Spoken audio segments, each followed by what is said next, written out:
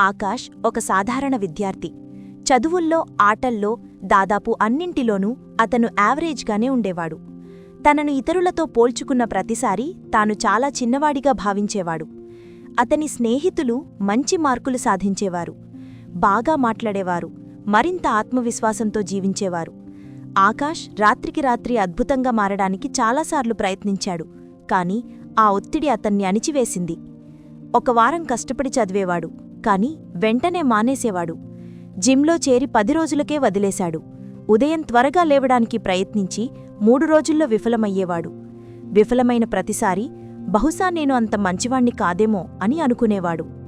తాను ఎప్పటికీ యావరేజ్ విద్యార్థిగానే ఉంటానని అతను నెమ్మదిగా నమ్మడం మొదలుపెట్టాడు.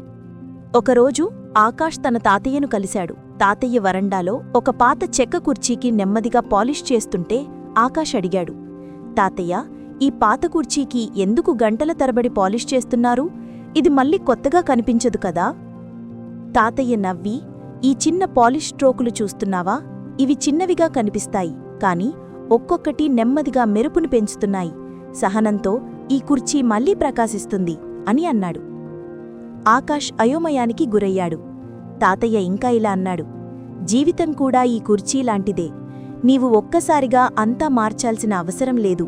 ప్రతిరోజూ కొంచెం మెరుపును జోడించుకో. ఒక్క స్ట్రోక్ చాలు, అదే మార్పుకు రహస్యం. ఈ మాటలు ఆకాష్ను లోతుగా తాకాయి. అతను తన జీవితంలో ఈ 1% సూత్రాన్ని ప్రయత్నించాలని నిర్ణయించుకున్నాడు. 3 గంటలు చదవాలని లక్ష్యంగా పెట్టుకునే బదులు ప్రతిరోజూ కేవలం 15 నిమిషాలతో ప్రారంభించాడు. ఆ తర్వాత 5 నిమిషాలు పెంచాడు. 5 కిలోమీటర్లు పరిగెత్తాలని బలవంతం చేసుకునే బదులు 5 పుషప్స్తో ప్రారంభించి ప్రతిరోజూ 1 పెంచుకుంటూ పోయాడు. రాత్రికి రాత్రే ఇంగ్లీష్లో నిష్ణాతుడిగా మారడానికి ప్రయత్నించకుండా రోజుకు కేవలం 5 కొత్త పదాలు నేర్చుకున్నాడు. మొదట్లో ఈ మార్పు ఎవరికీ కనిపించలేదు. చివరికి అతనికి కూడా ఏమీ జరగడం లేదనిపించింది. కాని 30 రోజుల తర్వాత అతని 15 నిమిషాల చదువు 2 గంటలైంది. 5 పుషప్స్ 50 అయ్యాయి. అతని పదజాలం 150 కొత్త పదాలకు పెరిగింది. నెలలు గడిచాయి. ఆకాష్ రాత్రికి రాత్రే మేధావి కాలేదు, కాని నెమ్మదిగా అతని సహచరులు అతని ఎదుగుదలను గమనించడం మొదలుపెట్టారు. అతను తరగతిలో ఎక్కువ ప్రశ్నలకు సమాధానం చెప్పగలిగేవాడు. అతని శరీరం బలంగా, ఆరోగ్యంగా కనిపించింది. అతను ఆత్మవిశ్వాసంతో స్పష్టంగా మాట్లాడాడు. ఒకరోజు అతను పాఠశాల చర్చా పోటీలో ప్రథమ స్థానంలో నిలిచినప్పుడు అతని ఉపాధ్యాయులు కూడా ఆశ్చర్యపోయారు. వారు అతన్ని నువ్వింతగా ఎలా మారావు అని అడిగారు. ఆకాష్ నవ్వి, నేను ఒక్కసారిగా మారలేదు, నేను ప్రతిరోజు 1% మాత్రమే మెరుగుపడ్డాను అని చెప్పాడు. ఇదే విజయం వెనుక ఉన్న రహస్యం.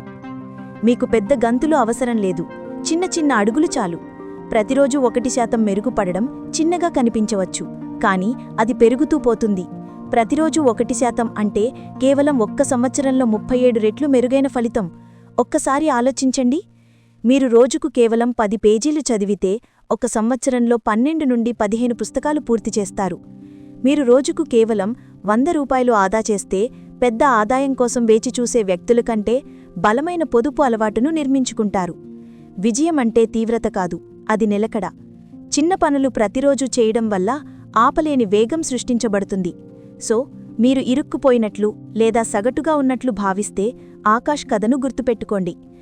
మీ 1% రేపటి మీ 100%.